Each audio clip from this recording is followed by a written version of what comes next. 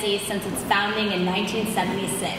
She is a tireless organizer who speaks throughout the U.S. and Europe to educate Euro-Americans about the history of colonialism and slavery that we have historically benefited from and participated in, and how we can be a part of rectifying our relationship to the rest of humanity. She is the author of an incredible book called Overturning the Culture of Violence, which is back there, written under the leadership of the African People's Socialist Party. As the chair of the APSC, she exemplifies how we, as white people, can adopt the worldview of the African working class as our own. Please welcome Chairwoman Penny Hess.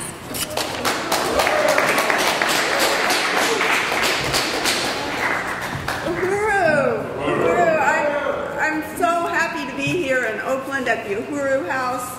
This is the day in solidarity with African people. I want to welcome everybody here, and as a member of the African People's Solidarity Committee in particular, I want to welcome other Euro-Americans, white people that are here today. This is a profound event and campaign that we hold every year. I want to salute Bakary and all the comrades that he just mentioned here in Oakland who are just doing tremendous work and building the Uhuru movement that's part of a movement that is just growing in every part of the world right now. And I also want to salute Chairman Omali Yeshitela, who is the chairman of the African People's Socialist Party, the African Socialist International. I have worked under his leadership since 1976.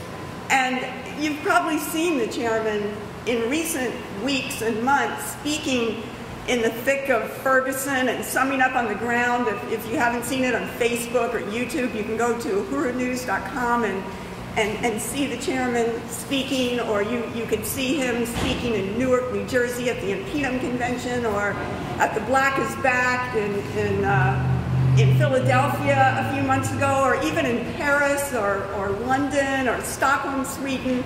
He's speaking all over the world, and the organization of the African People's Socialist Party is growing. Really the only organization that I know of in the world today that is building units and organization and base in many parts of Africa, in South Africa, Sierra Leone, in Kenya, in Egypt, and also throughout Europe, among African communities in Europe, throughout the United States, in the Caribbean, in Canada, even in South America. This is a growing movement that is fighting for the liberation of African people in Africa. The African People's Solidarity Committee is the organization of the African People's Socialist Party that is for white people. Working under the leadership, our assignment is to take black power into the heart of white power, to be a representative of the struggle for African liberation among the white community. And I just want to be clear about that, because white power is the power that's built on slavery, it's built on genocide, it's built on oppression and colonialism and violence. Black power is the no oppression power. Black power is the power of the African working class.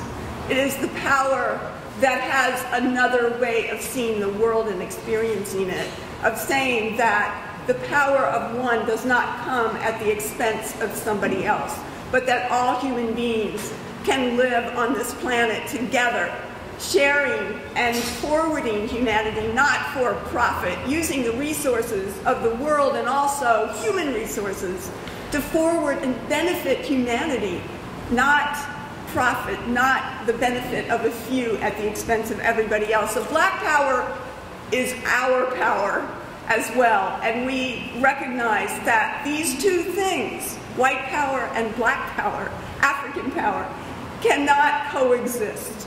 They cannot coexist. Imperialism must go. And this is the movement that is making that happen, that is struggling for that. And as white people who can begin to see our interests in standing in solidarity and with the rest of the world, black power is our power. African internationalism, the theory of Chairman Omali Yeshitela, the understanding of the world through the eyes of the African working class is our understanding, and we are able to embrace that under the leadership of the party and Chairman Omali Yeshitela. And I just want to say, too, that the chairman has written this incredible book called An Uneasy Equilibrium, The African Revolution versus Parasitic Capitalism. You have to get it. It's over there on the table for sale. This just came out this summer. And in it, the chairman is summing up this crisis of imperialism that we see right now, this permanent warfare, this inability of capitalism and imperialism and the U.S. to do what it's always taken for granted that it could do around the world. That he's summing up that we see the resistance of African, Arab, and oppressed peoples, indigenous peoples, peoples around the world fighting back against imperialism, and that is what is weakening it. It can't go in to the Arab world, it can't go into Africa and do what it's always done, to rip off the resources and people's lives and people's labor with impunity anymore. It has to pay a price now, and that price is this crisis, the economic and political crisis that we see that the U.S. is undergoing right now. And if we look at this crisis, this permanent warfare, this Ebola, everything that we see around us, if we see what happened to Michael Brown, and we know that's not unusual, it happens, as somebody said, every day in this country, but what made that difference was the resistance of the people. The people fought back, and that garnered the attention of the entire world onto the conditions of African people. And if we look at this crisis that we see for imperialism through the eyes of imperialism, then we're scared, we're worried. But as the chairman teaches us, we can look at this crisis of imperialism through the eyes of oppressed people and go, yes, yes, yes, this system is weak, this system is crumbling, and the people have the ability for power in the hands of African and oppressed peoples around the world now. So this is a critical time, and the chairman shows us that. He has a whole chapter just on this crisis of imperialism that he sums up. And one of the things that APSC has a responsibility to do, the Solidarity Committee has a responsibility to do in the white community, in organizing other people like ourselves to recognize, open our eyes, look at what's really going on in the world and begin to join humanity instead of separating ourselves and working as, the oppressor, carrying out what the U.S. is doing, but joining this world, joining this resistance, joining this struggle to bring imperialism down and see that Africa is liberated. But one of the things to do that we have to understand, what is the critical contradiction? Now, in this book, the chairman says, the struggle against racism is a self-defeating waste of time. So a lot of people in the white community might go, well, okay, so what does that mean? How do we understand this, and how do we take this on? But as the chairman shows, the problem for African people here and any place they are in the world is not racism, it is colonialism. Racism is a belief system. It's ideas in our heads.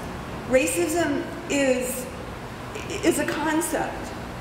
And we can, as white people, spend a lot of money and a lot of time trying to unlearn our racism. And I know that it's a big industry, actually, in colleges and universities and all kinds of places. And you might, spend a weekend or even a week or, more trying to go through this process, and it can be very intense from what I understand. But when you end that process, when you finish your little session on unlearning racism, another Michael Brown is still getting shot down in the police, by the police in this country, in the streets. And African people are being rounded up and stuffed into these prisons, this gulag that's inside the borders of the United States right now. That's still going on. That's still going on. And we might feel better, but we go back to our neighborhood and we live life and we feel good. But we didn't change anything. Nothing changed. Ourselves are in the center of this whole thing. But if we understand that it's a struggle against colonialism, then we understand that African people inside this country, as the chairman says, experience the same political, economic, and even military conditions that colonized people face anywhere else in the world. Anywhere else in the world. And that leads us to a different conclusion too, doesn't it?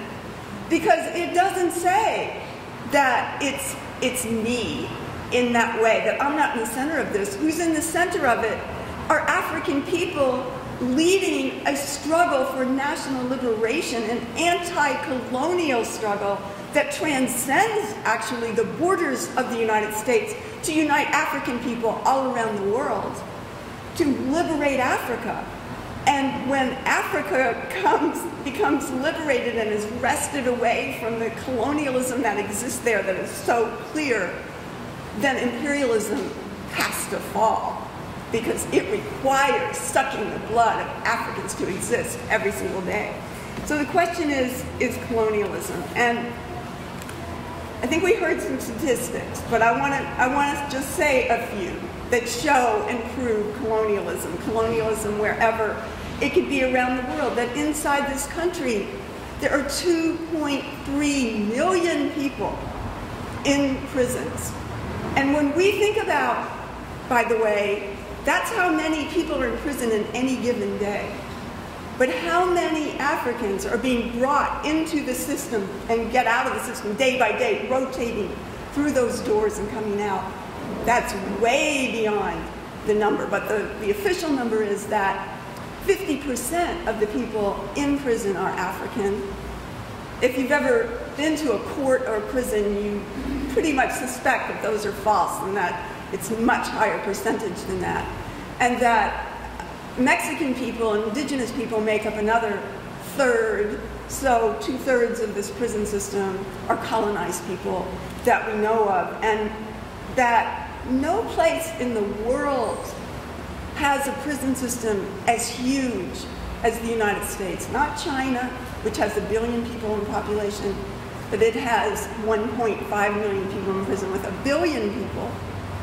But the United States has way beyond what anybody else has in this prison. And I remember how the U.S. always, said of the Soviet Union back in the day, they have the gulags, These are the gulags right here that take Africans into the prison in the most hideous conditions that we can even imagine. And that the prison system is a colonial prison system. It is two-tiered, it is Jim Crow, it is all those things because, one, white people don't experience the prison system in that way. White people could call dad and get a lawyer or whatever, don't even get arrested for the things, for what Africans are constantly being harassed for. And that this prison system itself is a profit industry that makes billions and billions of dollars for the U.S. economy as a whole. That we live in a country that has officially 61,000 children in prison, and 58% of them are African. Now, I read that although there's 61,000 children in prison in this country, 500,000 go through the system every year. 500,000 go through the system every year. That we live in a country where in New York City alone, in 2011, 700,000 Africans and Spanish-speaking people were stopped and frisked, just like occupied Palestine, any place else. And that there's a Ferguson where an African is shot down by the police or other agent of white power every 26 hours in this country. And where else do you see an African shot and left in the August sun for 4 hours bleeding out in the street? That is a colonial terror against African people, and that we live in a country where white people, even in the recession, white families have 22 times the wealth of African families. The African poverty rate in the U.S. is 28% versus 11% for white people. 10% of white children live in poverty, 33% of African children. And that we see that the police force is an occupation force in the African community compared to the white community. So this is colonialism. This is not the result of thoughts in our heads. The thoughts in our heads are the result of this reality. This reality is the material basis for our understanding and for how we act and move in the world. And the chairman has laid this out, and it's brilliant. Because, I mean, it's a really important thing. Because racism is something implied internal to a society. It's internal. It's like, well, we could fix that. It's sort of like some people say there's, you know, somebody who writes about Jim Crow in the prisons and says it's a caste system. No, it is not a caste system. A caste system, again, is internal to a society. Colonialism is external. The chairman has developed his theory of African internationalism, and he proves that capitalism is parasitic. So what does that mean? It means that capitalism has no life of its own. It came into being by sucking the blood of everybody else to benefit Europe. It came into being by turning an entire continent into commodities for sale. It came into being by committing genocide against the indigenous people and stealing their land. It came into being by forcing opium on the people of China and the people of Vietnam and stealing the Philippines and committing genocide there and just creating terror and bloodshed all around the world so that these resources could all come to one place, which was Europe. And it means that there's no benign past for capitalism. There's no benign past for capitalism. There's not a time, because I hear this all the time, of white people saying, well, oh, it's so bad now. You know, what Obama and before him Bush are doing to the people of the planet Earth. We should go back to the older, better form of capitalism. We'll say that to the indigenous people. Say that to Africans who were stolen for 500 years from Africa and brought here as a commodity. This is how it is. Capitalism is soaked in the blood of oppressed people around the world and inside this country. So capitalism was born at the expense of millions and millions of human beings with violence. This doesn't happen in a nice way. This happens with violence. That whole cultures and civilizations, recorded history, and life that had run for millennia in harmony with the planet and nature. People all around the world for thousands and thousands of years had aspirations. They wrote poetry. They studied the stars. They lived life. They had their economy. And it's gone. It's gone. And for a majority of the planet Earth, the birth of this parasite forever changed that. And it was through a violence previously unknown. We hear a lot in the news about beheadings. This is the justification for, one of the justifications for the U.S. attacking Iraq and Syria. And we're not sure on whose side the U.S. is, but it's on its own side in any case. But do we forget, you didn't read King Leopold's Ghost?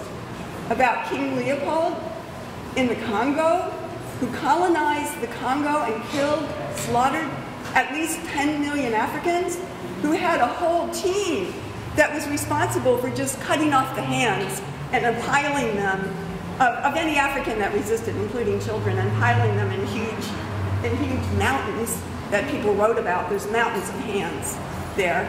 There's pictures, actually, that you can find. But also beheading was totally a part of what they did. In fact, King Leopold's coordinator of what's called the Force Publique, which was the death squad, basically, in the Congo, his name was Leon Rome. And he had an office in Kinshasa, and around it was a fence, a huge fence, and on every plaque plank of that fence was the head, beheaded head of an African. And in his garden in the back, instead of using little rocks for decoration, he used African heads. Beheading came from white people. This is what white people do. Just like scalping, which they say indigenous people did. No, the state of California paid $1 million a year during the gold rush, paid white people $1 million a year to bring scalps, the scalps from the indigenous people. Scalping is a white thing. It is white terror. And this is the reality that we're talking about. We're talking about a violence that is unimaginable. And it's the basis for everything we do as white people. The humor, what we study, our art, our music. This is the basis, this is the foundation, it's the basis for everything that we want to accomplish. Our humanism, quote unquote. Our ability to see the world and want to connect with other human beings on our terms is on this foundation of this violence that Europeans brought to the world that still exists today, that is still going on, as the chairman says. This is capitalism. And that the point that the chairman makes is that capitalism is one system all around the world. It is a world system. But for us, it can be amazing. For everybody else, it's unmitigated hell. That is the same capitalism. It's not because in Africa people live on $1 a day because they haven't gotten capitalism yet. That is capitalism. That is capitalism. Without that, there would be no, what we are in the United States. And by the way, we're not the 99%, and I'm sure we all know that. That even the poorest of white people is in the top 80 percentile of the world's income. So the chairman, I want to read something that the chairman says in this book. He said, capitalism was born in disrepute of the rapes, massacres, occupations, genocides, colonialism, and every despicable act humans are capable of inflicting. He said, capitalism was not responsible for some great, otherwise unimaginable leap in production, which, despite its contradictions, resulted in human progress and enlightenment. Because isn't this what we're told? Capitalism brought about progress and enlightenment. Yeah, for white people, for Europe. He says, what capitalism did was to rip the vast majority of humanity out of the productive process in Africa, Asia, the Middle East, Australia, and what has come to be known as the Americas. The hundreds of millions dead due to the slave trade and slavery itself, the millions exterminated everywhere Europeans ventured.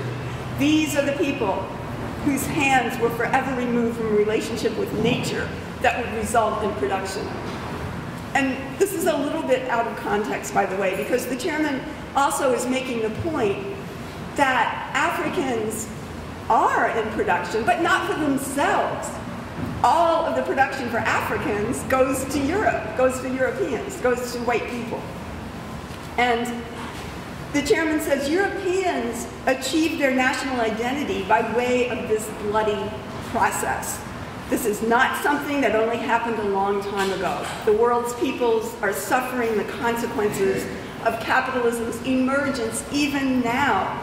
Locked in colonies and the indirect rule of neocolonialism, restricted to the lives characterized by brutality, ignorance, and violence in the barrios of America, in the internal colonies characterized as Indian reservations and black ghettos, kept under the paranoia, nuclear-backed, armed-to-the-teeth watch of military forces born of a state power that has its origins in protecting the relationship between capitalism and its imperial pedestal. Capitalism has been the absolute factor in restricting our production and development. It has concentrated productive capacity in the hands of the world's minority European population that sits atop the pedestal of our oppressive reality. Capitalism was not good, progressive force that is the precursor to something better for humanity. Capitalism was a disaster that rescued Europe from a diseased, feudal existence at the expense of Africans and the rest of the world. And I mean, that couldn't be said better. That couldn't be said better, that this one system, this capitalism, for us, it has given us everything that we could ever imagine. From poor in Europe, coming over here on the ships, and, you know, as white people landing in New York City in the harbor, getting a job, walking up the ladder of success, yes, on the backs of Africans, on the backs of indigenous people, on the backs of colonized peoples around the world. And the chairman tells us that capitalism came out of Europe, came out of this process, and that in the Middle Ages, during the time before capitalism, Europe was in feudalism. White people had no rights. The majority of the white European population were serfs and had no democracy, had no money, had no hope to change their lives. And as the chairman said, it was this assault, this imperialism from Europe that went out and assaulted Africa and every place else on the planet that transformed Europe, that made it wealthy and powerful, and that even created the idea of Europe, the concept of Europe, the idea of this white nation. So, you know, people talk about globalization. I hear people use that term. But capitalism was always global. Always. That's how it was born. It was born from assault of peoples all around the world. And so it is today. And Africa is the cornerstone of imperialism. Entire population, when we think about this, that the system is built on the reality that African human beings were a commodity, really the first real commodity of capitalism itself. That Africans being sold as a commodity is an item for sale, is the basis for Lloyd's of London, the basis for the banks of Wall Street, the basis for the stock market. In fact, the very first stock market in Amsterdam was a stock market to get the Dutch population to fund the slave ships and get money back from that as their retirement. It was sort of their 401k of the time. And that it's just, you know, the enslavement of African people is, you know, everything's based on it. Railroads, shipping, universities. And I was just reading something that Eric Williams wrote in the book Capitalism and Slavery. He said that the slave traders were philanthropists. They were the good guys in their society. They gave all this money to Brown University, Harvard, all of these places, and took care of widows and all of this sort of thing. This is the basis for the white society. There's a new book out, and it's called The Half Has Never Been Told, and it's by Edward Baptist. And although this guy doesn't know it, he is influenced by Chairman Omali Yeshitela. And I don't, in a lot of ways, there's a lot of problems politically with his book, but the thing is that he's saying, and I think that this is pretty clear, he writes in the introduction to his book, he says, the whole history of the United States comes walking over the hill behind a line of people in chains. Changes that reshaped the entire world began on the auction block, where enslaved migrants stood, or in the frontier cotton fields where they toiled. And I would just say on that, I mean, you know, he gives himself away, because how could you be an enslaved migrant? I don't think that's possible. You could say an enslaved captive. In any case, he goes on to say, their individual drama was a struggle to survive. The reward was to endure a brutal transition to new ways of labor that made them reinvent themselves every day. Enslaved people's creativity enabled their survival, but stolen from them in the form of ever-growing cotton productivity. Their creativity also expanded the slave-holding South at an unprecedented rate. Enslaved Africans he says African Americans, another contradiction in terms, built the modern United States and indeed the entire modern world in ways both obvious and hidden. And what we're seeing in that is scholars and writers are beginning to see what Chairman Omali Yeshitela has been laying out in his books and his talks for the last 40 or more years. And this is what transformed Europe from poverty to wealth, prosperity, opportunity, and democracy, our experience of democracy.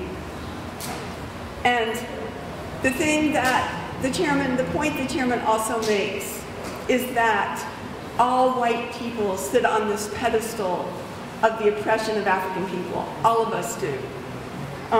The white ruling class does, the white middle class. There was never a middle class prior to that time. And the white working class. That this is what gave us the opportunity to improve our conditions, was this pedestal of the oppression of African and others around the world. And there's a really interesting book by Albert Memmi that's called The Colonizer and the Colonized. And the first question he asks, really, is why do white colonizers, who are not as rich as the others, continue to defend colonialism? And it's because they sit on the pedestal of the oppression of African people. And their identity is in this whiteness. And their opportunities are there. And they sit on this pedestal. And I think that, you know, when we look around and we see what's called progressive movements inside the United States, the women's movement, the white gay movement, the workers' movement, the white left, the anti-war movement, all of it is about maintaining white power. There has never been an ally from the movements of white people who've experienced oppression inside of this system to stand in solidarity with African people, not really, and not for any extended time. That everything about the white women's movement or the gay movement, the GLBT, is about, can I be in the army in Iraq? Can I kill colonized people just like everybody else does? I want to be able to do that. Or can I be on the police departments that are shooting down Africans every single day? I want the right to do that. I want a right to be a full-fledged colonizer, is what these movements are about. So therefore, in that context, they're a white rights movement. They're a white rights movement that forwards imperialism. If, you know, it's actually going to be the struggle for black power that gets rid of all oppression. And we cannot have our rights as white people and see, you know, and experience and continue to want our rights while sitting on the pedestal on the backs of African and everybody else. It's not going to work that way. It's not going to work that way. That puts us right in direct relationship with our own ruling class. I just want to read, you know, one other thing, because this is really interesting. This is a book called Discourse on Colonialism by Aimé Césaire. And he was a brilliant scholar and poet and also politician. He was from Martinique, and he was a mentor of Frantz Fanon of that period. And this is about colonialism. He's trying to understand it. He's trying to write about it. And he says, between colonizer and colonized, there is room only for forced labor, intimidation, pressure, the police, taxation, theft, rape, compulsory crops, contempt, mistrust, arrogance, self-complacency, swinishness, brainless elites, and degraded masses. He says, he defines colonization from the point of view of the colonized as thingification. Objectification, the chairman calls it. He said, I hear the storm. They talk to me about progress, about achievements, diseases cured, improved standard of living. This is really just exactly what the chairman just read, that I just read from. He said, I am talking about societies drained of their essence, cultures trampled underfoot, institutions undermined, lands confiscated, religion smashed, magnificent artistic creations destroyed, extraordinary possibilities wiped out. He said, throw facts at my head, statistics, mileages of roads, canals, railroad tracks. He said, I'm talking about millions of men in whom fear has been cunningly instilled, who have been taught to have an inferiority complex, to tremble, kneel, despair, and behave like flunkies. He said, they dazzle me with tonnage of cotton and cocoa that has been exported, the acreage that has been planted with olive trees or grapevines. I am talking about natural economies that have been disrupted, harmonious, viable economies adapted to the indigenous population, about food crops destroyed, malnutrition permanently induced, agricultural development oriented solely towards the benefit of the metropolitan, meaning colonizing countries, about the looting of products, the looting of raw materials, and so on. And I really recommend that you read this, because this is the reality. This is colonialism. And if we come back to this question of colonialism versus racism, and we understand and agree with what the chairman just said, what we just read about from the chairman, what he says, that capitalism was born on the oppression of African people, on the enslavement of African people. That's what made Europe wealthy. That was a worldwide process, and it was a worldwide process of extraction and sucking the blood that benefited the few, which is us, and that we understand that worldwide process as parasitic capitalism, which is extraction for profit, which is colonialism, then how could inside the United States the problem be racism? It can't be. How could that be? It cannot be. That does not follow. Inside the United States, I'm sorry to tell you, is colonialism. It is colonialism right here, no different than South Africa, no different than any place else that we see it. And everything that we can see in the African community, in the Mexican communities, follows that template that is there. So if we want to change the world, and I'm speaking to the white people in this audience, then we have to be under the leadership of the African Revolution. Why? Because white people never make revolutions. We can't. We sit on the pedestal. If we make a revolution, it's going to be to get rid of this ruling class and put ourselves in as ruling class, but keeping the pedestal there. And there's many, the chairman can quote you, many white leftists who actually said that that's what they want to do.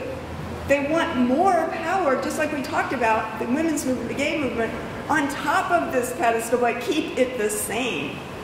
We want colonialism, they say, basically. It's like when the white left says, the peace movement says, we want peace. Not we want victory to the Afghan people. Not we want victory to Iraq. Thank you. That we want peace, meaning peace on the plantation, as the chairman says, meaning keeping things the same as they are. That is maintaining the status quo, and the status quo has to go. Imperialism has to go. Fraternal, sisterly relationships between Africans and Palestinians and indigenous and Mexican and oppressed people wherever they are as the African People's Socialist Party. And when they say the African Revolution, they mean the world revolution of oppressed peoples, that we have to be under their leadership. We cannot lead the revolution unless we want to maintain the status quo, which is therefore not a revolution. So it makes sense. It's an anti-colonial struggle. We stand in solidarity with the struggle against colonialism and imperialism. And the African Revolution is our revolution. And Chairman Omali Yeshitela is our leader. We do not have a separate struggle. We're part dialectically of this whole. And we have a front inside the belly of the beast. We have to go there. We have to deepen this crisis. We have to show that there is a sector of the white population that does not stand in unity with what the U.S. is doing, whether here or anyplace else in the world, that the U.S. has to go. And that we also have to say and recognize that if we embrace the fact that we are in solidarity with the struggle against colonialism, then yes, we owe reparations. And I mean that in a really deep way. I'm not just talking about corporations. I'm not just talking about the U.S. government or Lloyd's of London or some other bank. Everything we ever had, every house that our grandmother was able to give to us, every trust fund, or you know, any kind of resources passed down from generation to generation that make up the social wealth of this system belong to African people. Belong to African people. That's reparations. And if we want to be part of going into the white community, doing our part as part of the strategy to make this revolution with our job in the belly of the beast, then we have to recognize that you don't just say, oh, can't we all be friends now? That there is a struggle, we have a responsibility to take. And we have to pay reparations. We have to be able to win others like us, because there's not going to be a planet. And by the way, a couple of weeks ago, or maybe a week ago, about 400,000 people supposedly marched against climate change in New York. And I have a real serious problem with that, because the struggle for climate change, the struggle to change the climate and preserve the earth, will be made by African people and the African Revolution and indigenous and oppressed peoples everywhere. To march and say, let's fix something in a system that already wiped out hundreds of millions of human beings and cultures and civilizations and drained the earth for our resources, is not going to change. This is what it is. Of course it's going to destroy the planet. It has no interest in saving that. And so the climate change, you know, it's not that easy. You're not going to just change the climate in New York City. It's a world situation, and capitalism is a world economy. And this imperialism has to come down. That is the only way human beings and the planet itself will be saved. It's in our interest to do that. We work for reparations to African people.